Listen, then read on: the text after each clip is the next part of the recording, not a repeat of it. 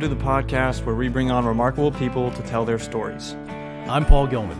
I'm Daniel Lance. And this is Pod So One.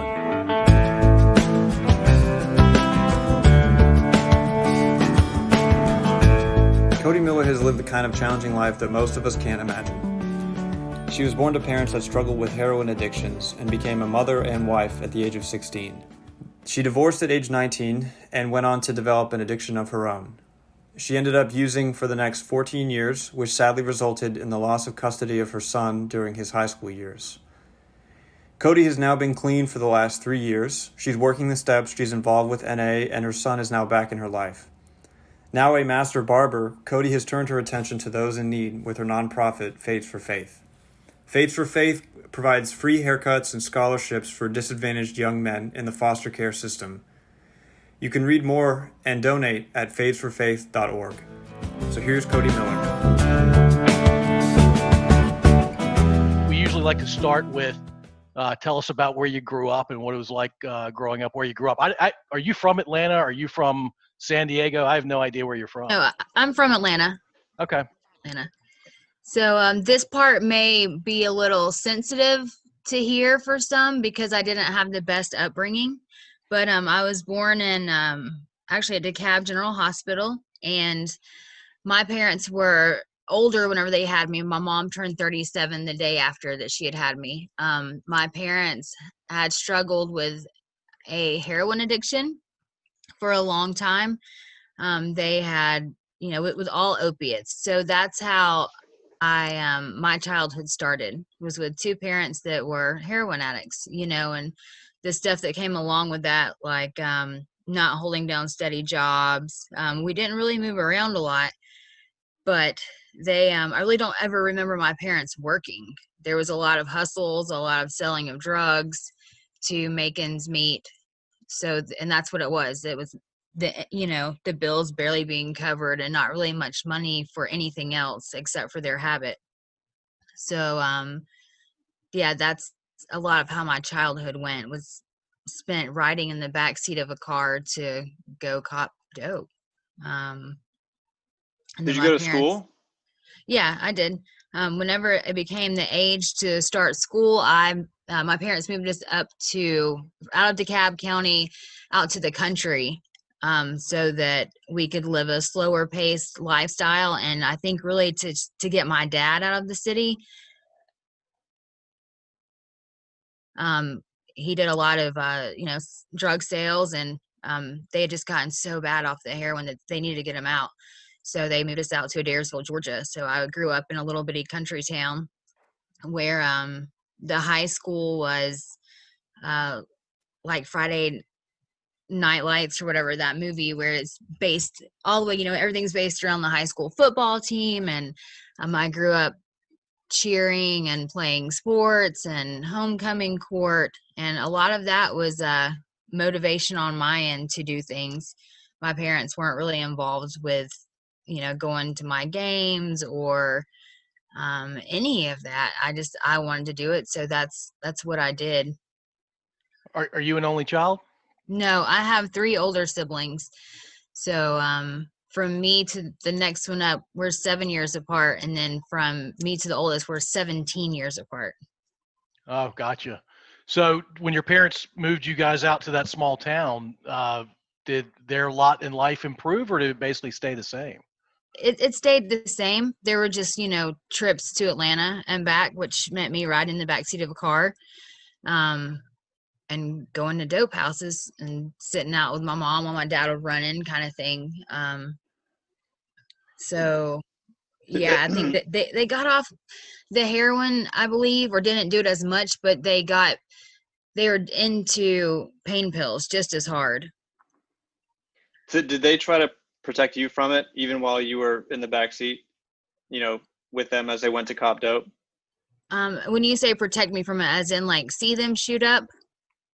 Or like keep you from doing any of it, consuming any of it, or or even letting you see?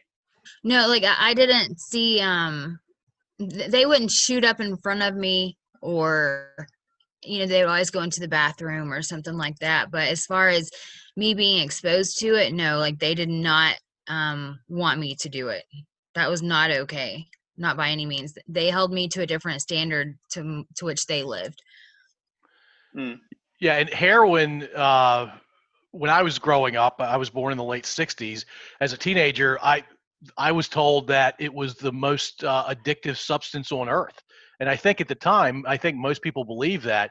I think some would argue that maybe crystal meth is as addictive, if not a little bit more addictive. But heroin is an extremely addictive thing. And so once you get hooked, very few people are able to recover from that. But we'll come to that as it relates to you personally in a little bit, Cody. So when you were a toddler, you were a 5-year-old, you're just entering school age, that's your parents behaved in a certain way, and that was your normal, right? Right. Absolutely. At what point did you realize that it wasn't normal? Well, I knew from a very young age, like kindergarten, first grade, that, you didn't talk about this at school. It was not to be talked about. It was wrong. I knew it was wrong. I knew it wasn't okay. But I remember seeing people like going to spend the night with my friends in elementary school and seeing their lifestyle as far as the materials that they had, their parents going to work every day, routine that I had never experienced. My parents were, either once we moved out to the country, like they were at home. They didn't go to work. If they were gone, I knew where they were at. They were either gone to a friend's house, which was usually to go pick up something, or to the grocery store. But so I started seeing, different patterns, and that it wasn't normal.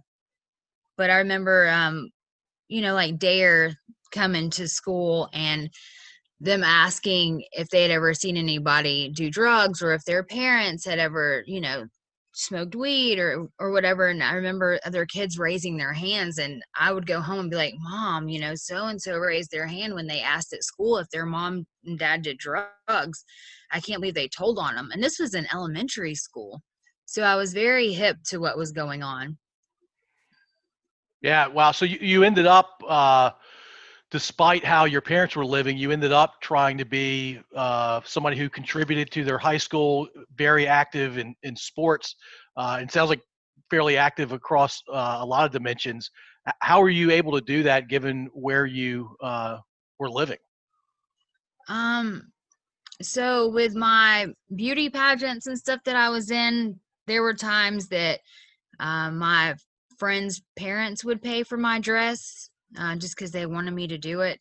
I remember my mom, like, let's say for school clothes or for my cheerleading uniform to rent it, she would have to sell more of her pills that month so that I could do that.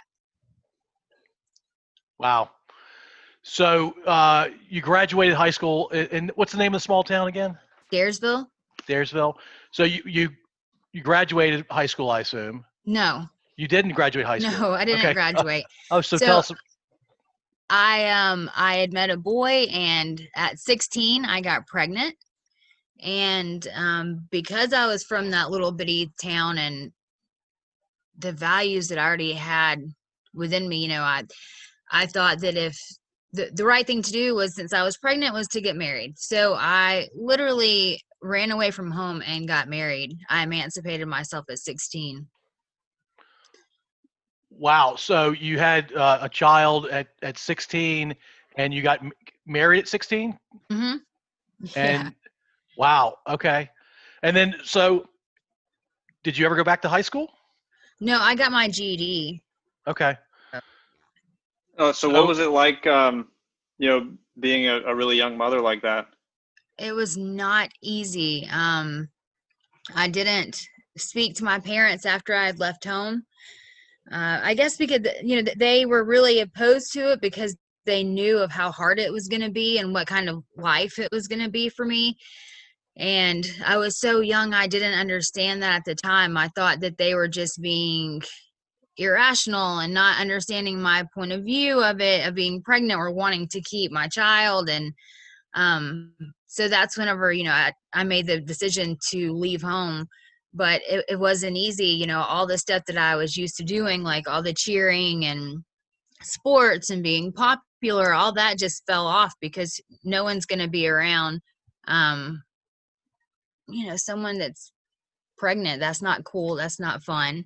Mm. So, and that was hard with my son's father too, getting married so young. He was 19 and we didn't know what we were doing, which we were only married for 3 years before we divorced. And was there ever a point, I guess, did your parents kind of come around and accept you more after a certain amount of time? Yeah, actually, I ended up moving back home whenever we got divorced for a few months before, like in the in between, like while I was actually going through the divorce before I moved back out. But yeah, they came around and they loved my son so much, but That's I still awesome. didn't, there wasn't a lot of anyone babysitting him because I had this whole ordeal that in my mind that I had to prove to everyone that even though I was a young mom, I would still be a good mom. So, I was an adult. I paid bills like I was supposed to and took care of my son like a 25-year-old or a 30-year-old mom would. And so you were working and also trying to get a GED and taking care of a young son? Oh yeah. And when did you get your GED eventually? So I was 25 when I got my GED because I remember getting it in the mail for Mother's Day. Oh, wow. That's Yeah, awesome. so I was like, okay, worked out. That's That's so cool. cool. So, did your parents, were they good grandparents? Sounds like they loved your son. Yeah, they loved him, but because of their lifestyle, even though they were at home, I just didn't really, first of all, I didn't want my son far, to really be away from me very much. But, my dad would sit around still nodding out and that kind of thing. And I didn't really want my son around it. So I kept a Gotcha. distance from him, So, how did you make money when which you my were? dad would come. Sorry, go I was ahead. gonna say my dad would come over to my house. Like after my mom passed away, my dad would come over and help me with Aiden at my house, and that was fine. That's when they got super close. Are they still super close? No, so my mom passed away whenever I was 22, and my dad died the next year. Oh gosh. Yeah, so it's pretty bittersweet. She passed away on their anniversary, and then he passed away on her birthday. Mm. Wow.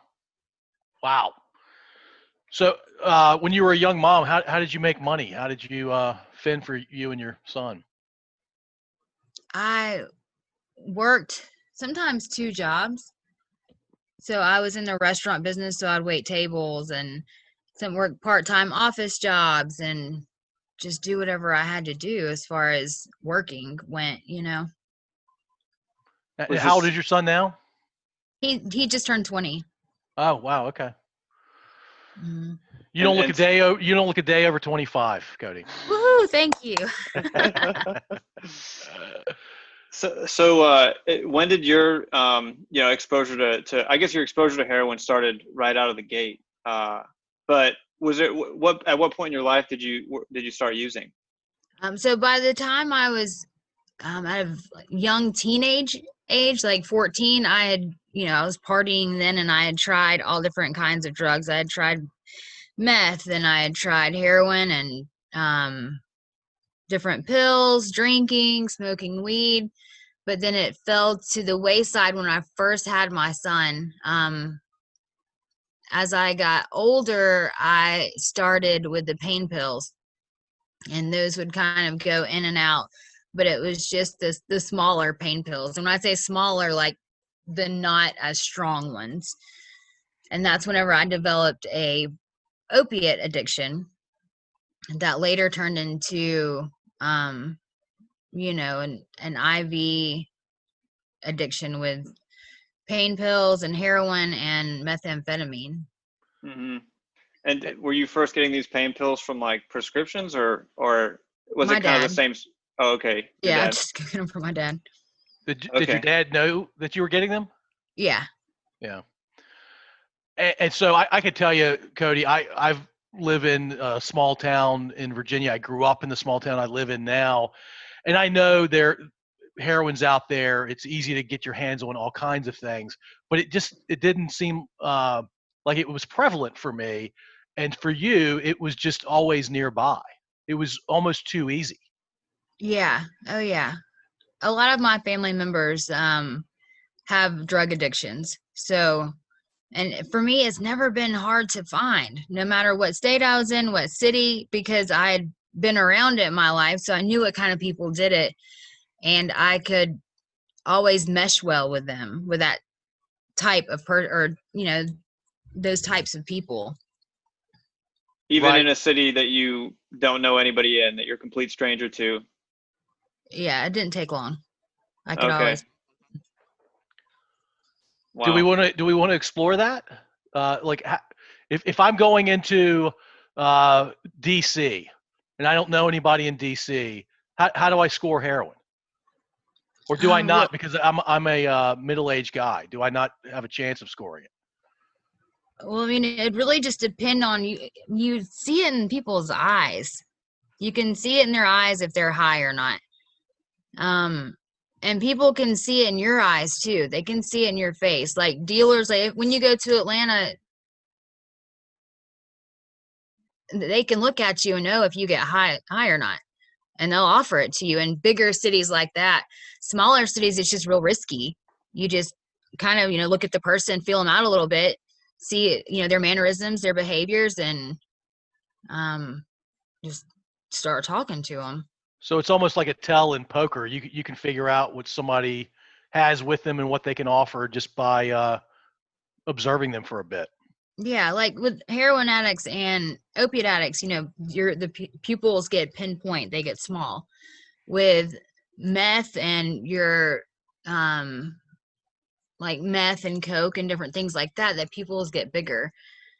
So you can just tell by the mannerisms too. Like I was saying, like with anyone that's doing speed, they're going to be up, they're going to be going, they're going to have certain body movements. And then with the downers like heroin and pain pills, your, Xanax, stuff like that, they have a more, like the muscles in their face are more relaxed.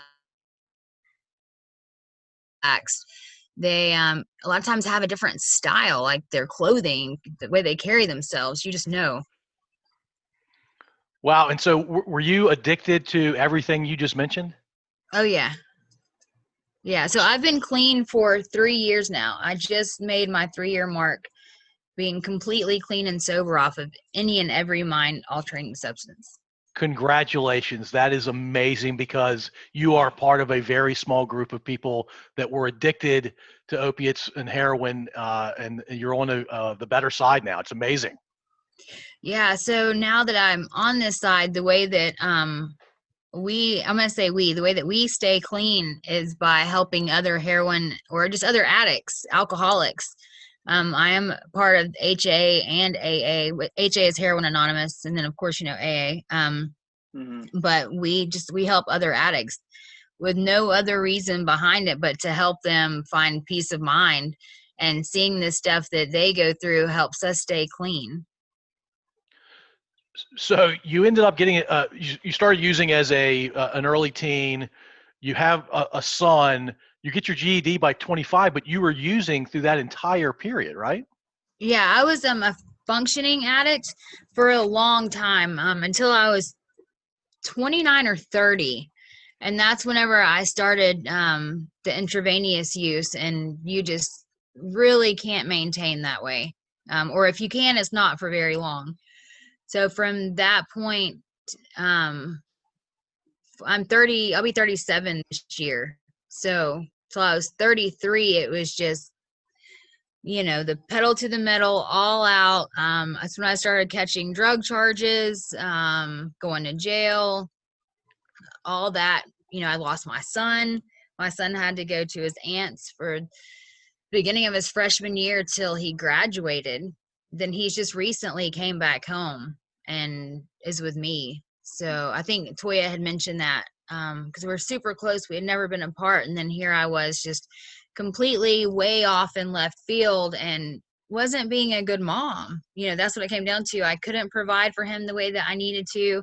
I wasn't teaching him the things that I needed to. And he went to his aunt's. And that's whenever, after I lost him, I completely derailed and started going to jail. So I'd got some really bad drug charges, like drug trafficking charges, was in jail for a year fighting those, and managed to rack up charges in 2 different states. So I still don't have a driver's license because of this, even though I've started the nonprofit. I'm in the process of buying a house. I've done all these really great things, but can't drive a car. It's just, Wow. I'm still suffering from the consequences from the choices that I made.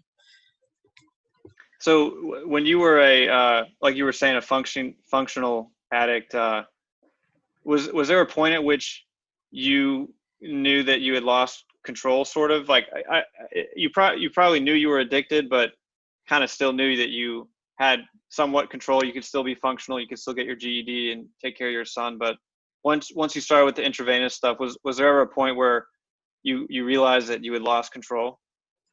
Absolutely. It was even right before I had started the intravenous use. I was on the phone with a friend of mine, and pills had already became such a priority that I had to have them. Like, I could not function without them, as in I would get, from the withdrawals from not having them. After so many hours, you go into withdrawals and you get just extremely sick. And there were many times that I had to, like, we couldn't go do something, or we had to wait around for an extra hour so I could go get pain pills to go do a family event or an outing. That's when I knew I was in trouble. And I remember being on the phone with a friend of mine and not being able to function. I was like, this is just getting crazy. I don't know what to do. I don't know how to stop. And instead of trying to figure out how to stop, I went head first into, being sick and not being able to get pills one day, to someone had something, and the only way that they had a pill, that the only way you could do it was through, shooting up. So instead of just being sick, I wanted to be well. So I shot up, and that's where it started. Mm. And it sounds like you were addicted for what, 18, 19 years of your life? 14 years. Wow. Okay. That's the consecutive time period. Oh, God. So you were intermittent as a teenager and then consistently for 14 years. Yeah. So were you still addicted when you and LaToya met, or had you already? No. So I was actually in a rehab. Okay. Let me back up. I'd got in trouble for drug trafficking, and I had been in jail for a year waiting, and fighting those charges. And instead of just going to prison, which would have been the easiest route, I knew that would not help me, that there's no way that was going to help me by going to prison. I would have been home quicker, but I knew as soon as I got out, I would have been right back on the streets doing the same thing with the same habits. So I fought to go to a rehab, an intensive all women's rehab that was long term. So I actually got that completely by the grace of God. So I went to that rehab, and it was towards the end of the rehab for the intensive program that I had met Toya. She came in with a job readiness program, and I had already went through one and was starting school from the rehab, which was barbering school. And that's where I had met her, and we had clicked, and she, even after that time period was over, we've still stayed in touch, and she had nothing to gain by talking to me. Nothing. And I knew that. And this is part of where, like I was saying, as far as like as an addict on the other side, on the recovery side, we just help people because we're just trying to get them relief. We're trying to give them a hope that things can get better and that they will get better. And she was that for me. She cheered for me on the sidelines as I was going through school. I graduated school, and then the job that I have now, which is remarkable. I do very well for myself. She was cheering me along through that. And then with a nonprofit, she's just always been on the sidelines since I met her. She is a very big-hearted, very powerful force. And so you are very fortunate that Toya was part of your life. Absolutely. So you would have faced, just so our listeners understand, and so Daniel, I understand, you were in prison and then you had an opportunity to go through this intensive rehab. Was your day-to-day very different in intensive rehab than it would have been or was in typical prison setting? So in a prison setting, you're doing your time. You know how much time you've got, you know what you've got to do, so you're just getting by. You know, with this intensive rehab, they taught me all kinds of things like boundaries, what boundaries are and how to set them. Simple things that people should be taught at a younger age, but I obviously was never taught that. How to handle everyday situations or just life situations. Because if it was really bad, if something happened in my life that was really bad, I got high. If something was really great, I got high. Instead of just feeling normal emotions like most people do, you know. So they taught me that. They taught me a lot about trauma and what trauma looks like and how to, I guess I could say, recover from trauma, like how to actually face it and deal with it. And then a lot about like what really happens to your brain whenever you do drugs and when trauma happens to you. There was all kinds of classes that they taught, which I've learned so much, and just the therapy on and how to live day to day was amazing. I've never experienced anything like that in my life. Was that your first time in a rehab setting? I had been to a detox one time before, which was a 30-day program, but as soon as I got out, it was right back, you know, where I was. My husband, he had asked me to come home, and when I came home, there were drugs there. So, So did you try to quit yourself during that 14-year span, or was it always like, you know, that's only something that you do in a detox or a rehab context? well, I was really naive about the whole rehab. Like I thought the only people that got to go to rehab were people that had money, and I knew I didn't have the money for that. So the only thing I knew to do is just to keep doing more pills. I might try to wean myself down, which that's a joke. Like that it doesn't really ever work. Or let's try a different drug to try to get off this one. That's a joke. But yeah, I didn't realize how many programs are out there to help people with addiction.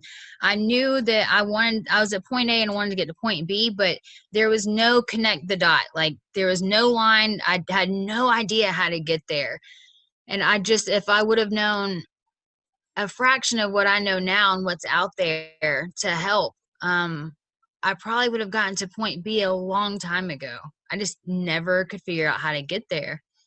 Do you think that addicts are like, let's say you, but rewind 5 or 10 years, people in that position, do you think that there's still a lot of people that just don't know the amount of resources that are out there because the world in which they live and their lifestyle is so insulating? There may be some people, but I feel like that the war on drugs has gotten so big, and the opiate epidemic has gotten so big and in everyone's face that you can drive down the highway and see billboards now. There's hotlines. There's all these things that I don't believe, 10 years ago, that wasn't the case. It was much more hush hush. And, and addicts were swept under the rug or swept aside because they were an embarrassment or they were shunned in society, instead of where now more and more people are more open arms and know that addicts can recover and that they do, and that they just need help. So yeah, I feel like it's a lot different now than it was 10 years ago. So how did your work start with, HA, AA are you like a mentor technically? So the way that HA and AA and like Crystal Meth Anonymous, all these different programs work is you start going to meetings. And I started going to meetings because I had to, per the rehab I was at. So you start going to meetings, and then you get a sponsor, and then that sponsor works the 12 steps with you. And the last step is you help others. So to practice your 12th step, you sponsor other people, but like with me being a woman, I will only sponsor women. Men only sponsor men. And so do you ever complete the 12th step, or are you basically doing the 12th step the rest of your life? You're doing the 12th step for the rest of your life, but then every now and then you can go back through and redo them. So like I've finished the 12 steps with my sponsor, but my sponsor moved away, so I will now get another one and probably go back through them. Oh, cool. But it never hurts you to go back through them because you address different things in your life. Could you do you know them by heart? The 12 steps, I Yeah. can't just like on the spot. I can't recite them. Daniel's doing what I typically do. Yeah, no worries. So you'd have a sponsor, but you could also be sponsoring somebody while being sponsored. There's like a lineage. Yeah, absolutely. So Okay. they actually call them like my sponsee could meet my sponsor, and I would say this is your grand sponsor. I like Yeah. it. Did you coin that term, or was that already out there? Oh no, that's been out there for years. Do you have any grand sponsees? No, I don't even have a sponsee right now. I just finished my 12 steps, and it took me over a year to do it. That's not for like everyone doesn't take that long. It's just what my sponsor did. So I raised my hand to sponsor people. So then someone will come and ask me to sponsor them. But That's because great. of COVID, we just started meeting back in person. Yeah, strange times, right? I assume your sponsor is going to be really close to you the rest of while you're both still living, right? Oh yeah, yeah. That's awesome. So jumping back to when you were a teenager, who were the biggest influences in your life when you were 14, 15 years old? So my grandmother and one of my uncles whom didn't do drugs and were very straight-laced. And they both died whenever I was around. So my grandmother died when I think I was 12 or 13, and then my uncle died, I think when I was 14. And so they were the ones that I looked to guide me so that I wouldn't grow up like my parents. And then with them passing away, I was pretty much lost, I didn't know. I just kind of gave up in a way. Yeah, and 14-year-olds aren't very worldly, right? They just don't know. And to your public awareness point about the billboards, there wasn't an awareness of how big the problem was in small towns and big cities. And yeah, you were just in this horrible vacuum that led to a pretty tough road, a really tough road. Yeah. I mean, Yeah. like I said, I was 14, and I remember thinking, or whenever my uncle had died, I remember thinking, oh my God, like, no, it was my uncle died. No, my grandmother and then my uncle. That's right. So when he was the last one, I just remember thinking like, oh God, like, what am I going to do? Like, I have no chance in making it now. How am I going to have a normal life? And I don't think that that's normal for 14-year-olds to think. Not at all. I think you probably had a lot of you're really with it. I mean, even from the young age, knowing not to rat out your parents in school, to knowing, at the age of 14 what the right way was and what the wrong way was.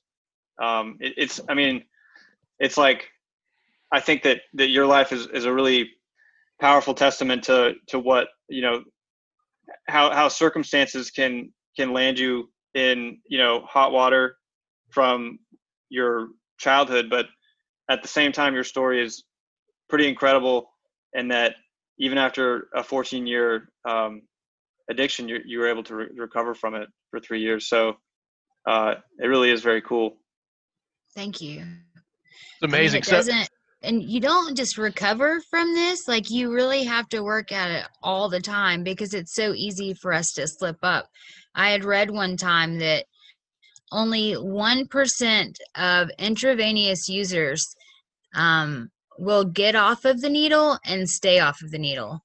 1%, like, that's hardly nothing, So we really do have to work at this all the time. Like, can I go into a bar where people are drinking? Yeah. Do I really have an interest in that? No, not at all, because I don't drink. But it's just little things that, you know, we don't put ourselves in certain situations or around certain people. Like there's, you know, a lot of this is addiction is just it's not the root of the problem. It's just, I'm looking for the right word. It's all good. It'll come to you. Yeah. Okay.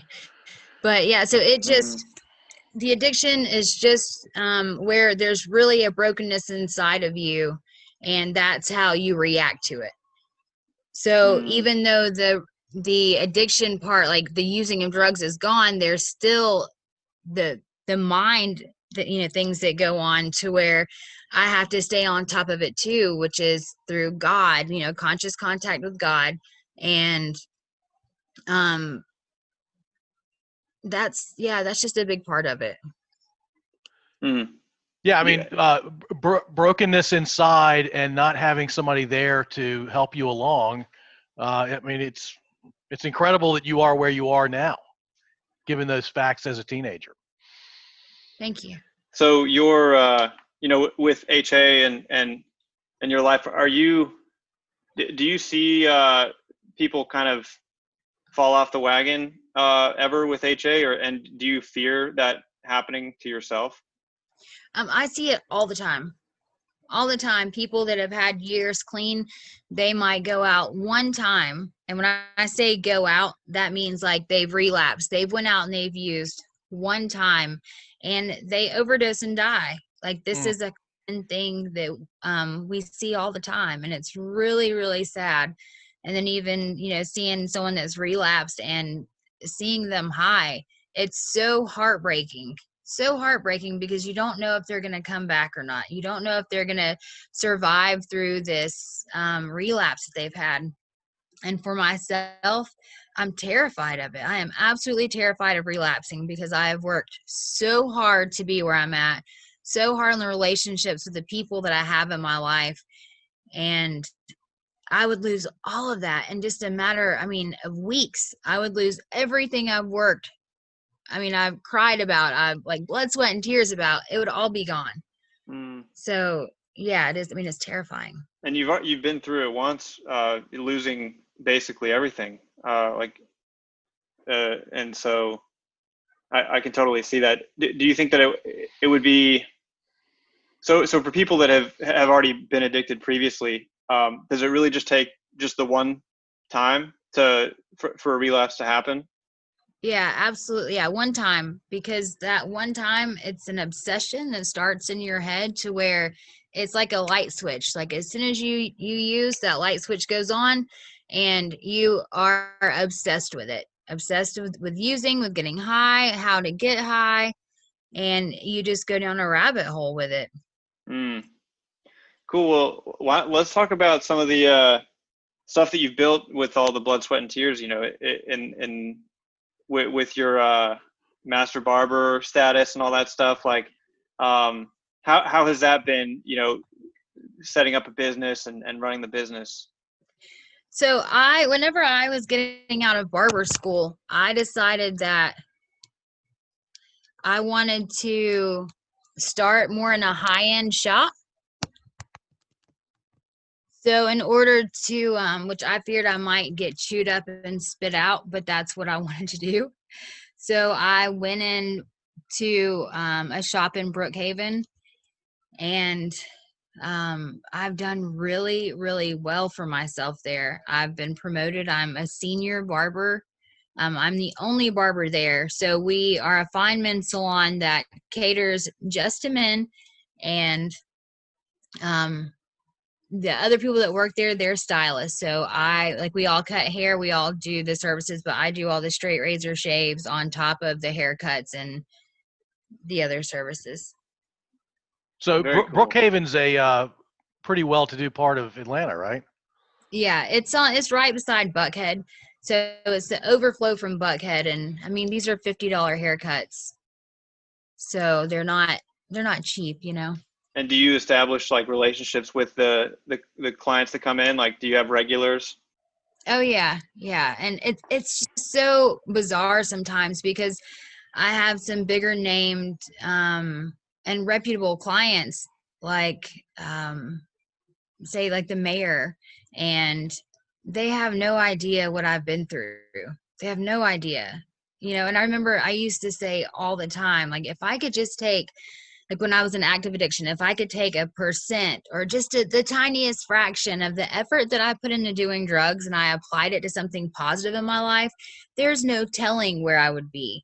And since I've done this, it's been mind blowing how far I've came, just like with being in this shop and starting fresh out of school. And I've built my clientele so well and been so persistent at my career. And it's, the hard work is paying off. Mm. That's awesome. That is so cool. By the way, you may have noticed Daniel and me smirking when you said I think you said reputable or gave us the impression that you have some maybe Atlanta famous folks that you cut hair for. They're welcome to join our podcast if you want to hook them up with us. Right. I know quite a few people, so. I've got your contact info, Cody. Okay. So when you're doing the barber, what's the verb for it? Barbing? Barbering? Barbering. Yeah. It is. Okay. Heroin is not exactly conversational material, but how open are you generally about your past and your recovery to the people that you meet?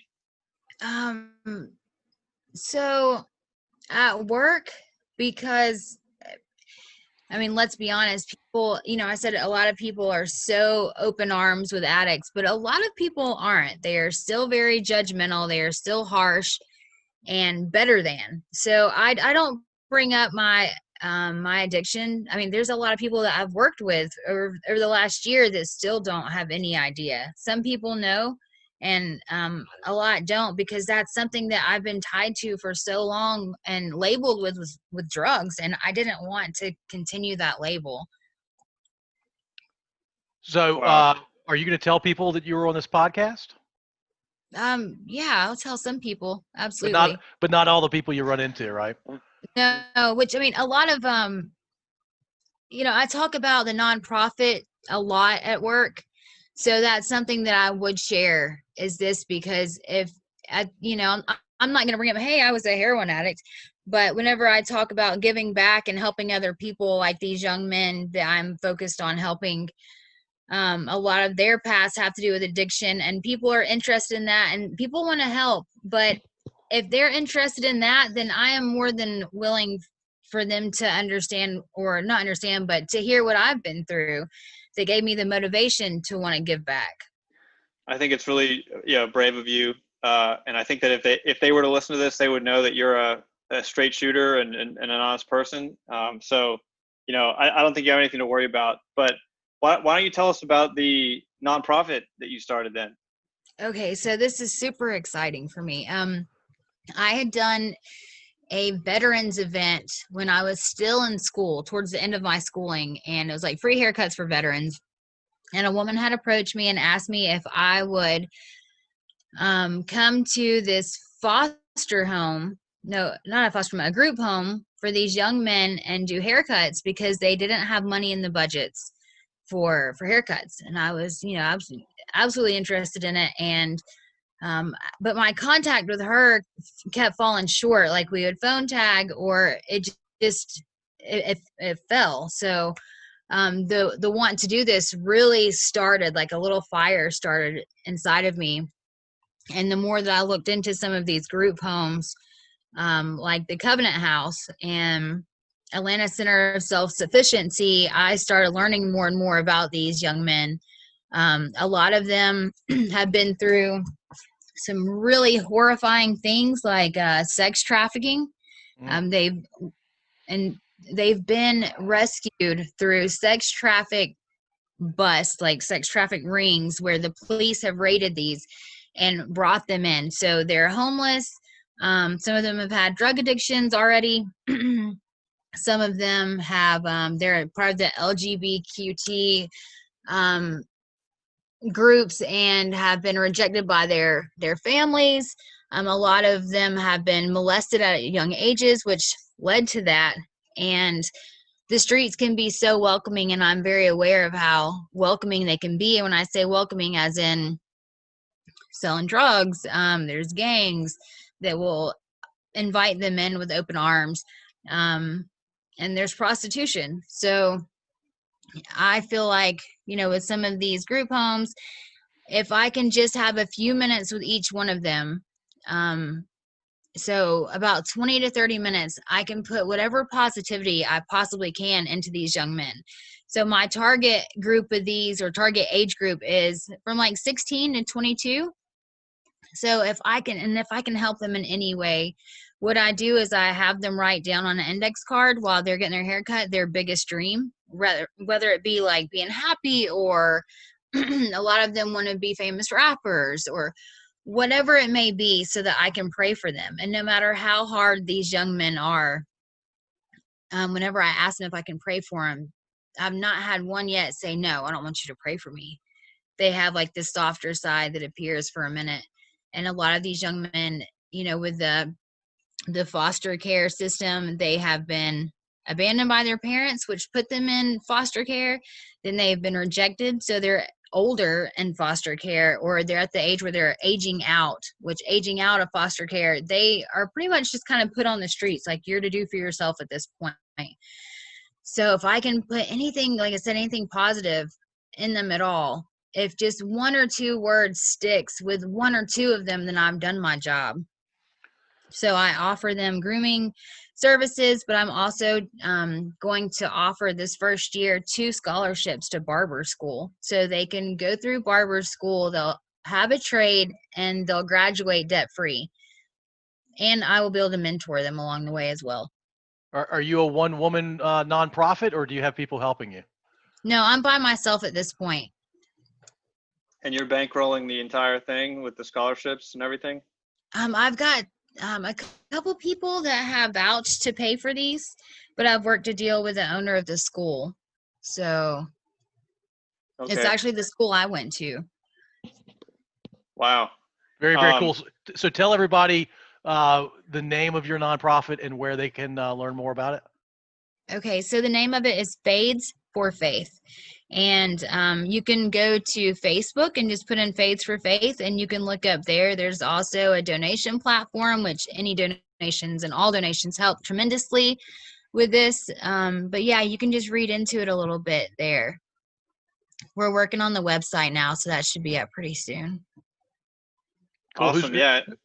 And well, I work on websites for a living, so if you need help in that way, feel free to reach out. It's always better with Daniel. You offer up your services yourself instead of me offering them up. I knew Paul was about to do it. No, but I may hit you up for that though. Please do.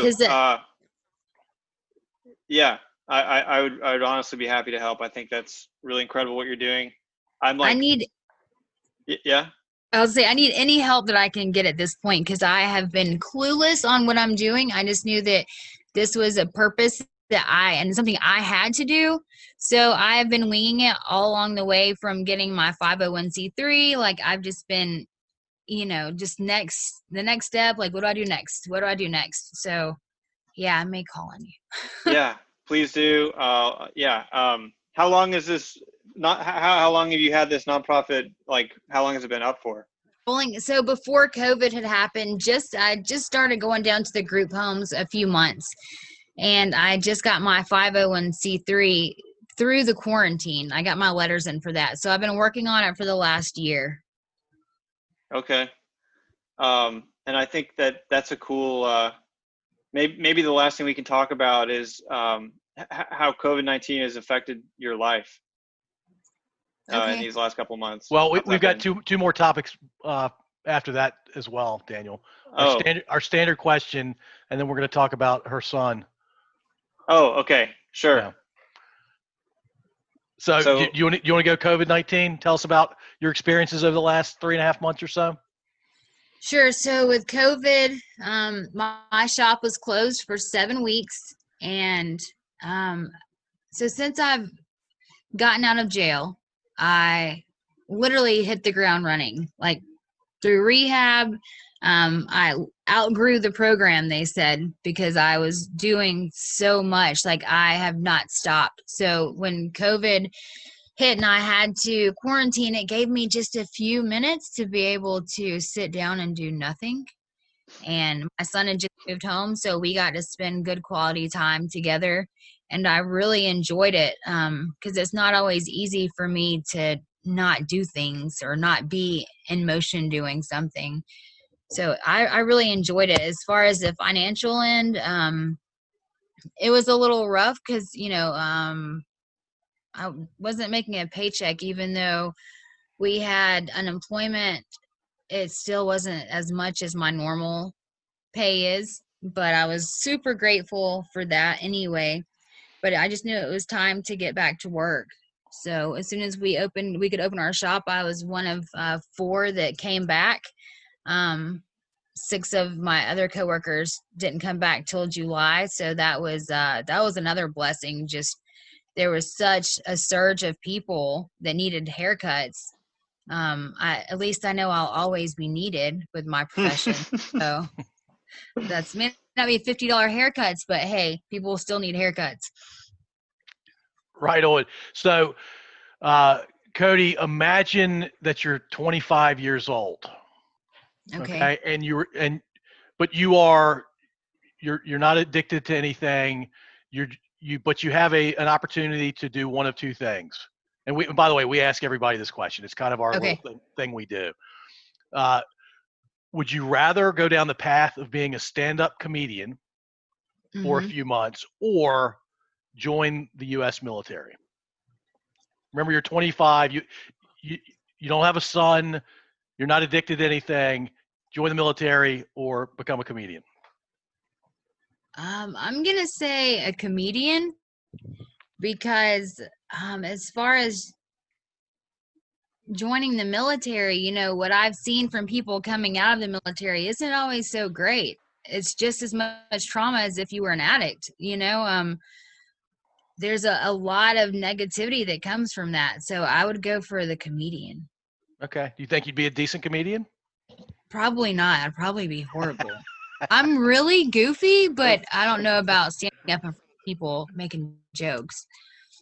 Yeah, it's a different animal, and I speak as someone that's never even tried it. But yeah, I'm with you. Yeah, Daniel's the guy that chose comedian, and I'm the guy that chose the military. And of course, I'll remind our listeners, and Cody, I'll share with you. I think it's roughly 10% of people that have put on the uniform end up going to dangerous places overseas. And so the chances are that you end up not being in a dangerous place that does some really not so fun things to you. Okay. I'm just speaking on what I've seen, so that's why I chose the. Well, you've seen more things than I've seen for sure. Yeah. So, Cody, your son is 20 now. What's your son's name? My son's name is Aiden. Aiden, and that's Aiden. Yep, that's right. Okay, that's a strong, solid name for your son. So he's back in your life. He's been back in your life, it sounds like, for a couple of years. Yeah. Yeah. So tell us about your relationship with your son, and tell us about him in general. Okay, so Aiden is probably one of the best human beings I have ever met in my life. And I'm not just saying that because he's my son. Like, this kid is so genuine and beyond his years, which he's always been a loner, which I can relate to because I've always been a loner too. But he's just so intelligent and he's so kind-hearted. You don't see very many young men act the way that he does. It's few and far in between. But he's in barber school now, so he's decided to take after his old ma and go to barber school too. So it's pretty cool. Can he work in your barbershop? Yeah. Okay. Would that be too much of mom for him, maybe? No, probably not. We're pretty tight. We're not too far behind the other one usually. Okay, nice. So I'm ecstatic for you that you're able to get him back in your life. And he's probably the best thing to think about if you ever are tempted to go back into that life. Oh yeah. He set his boundaries with me with that. I mean, he told me, if you ever relapse, I will not talk to you again. I won't want to see you. And I understand how close we are, but still though, that was a yes sir to him, Yeah.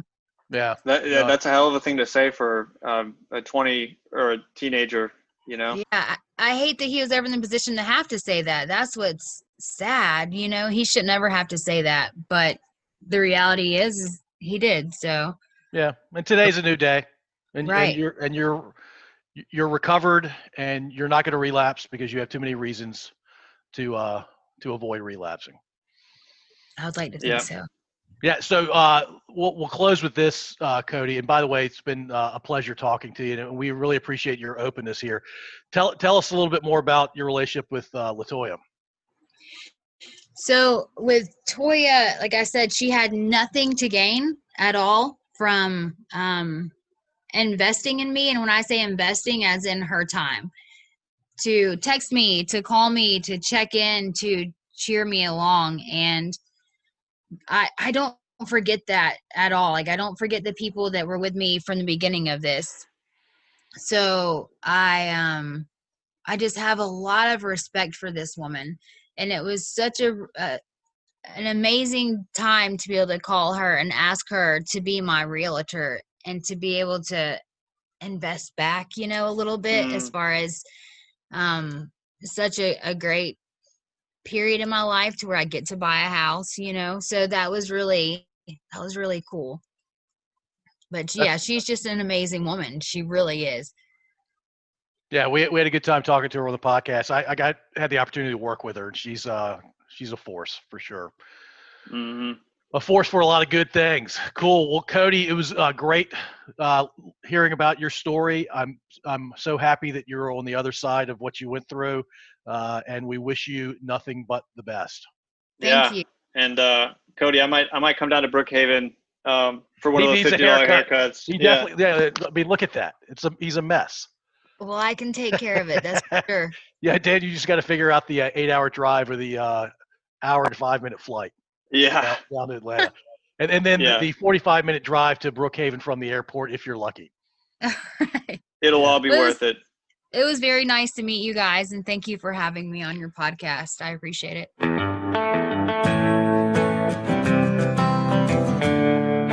If you enjoyed this episode, feel free to subscribe through whichever app you're using. To share your thoughts, head over to our website at podso1.io, and there you can comment on episodes or send us feedback directly. Thanks for listening.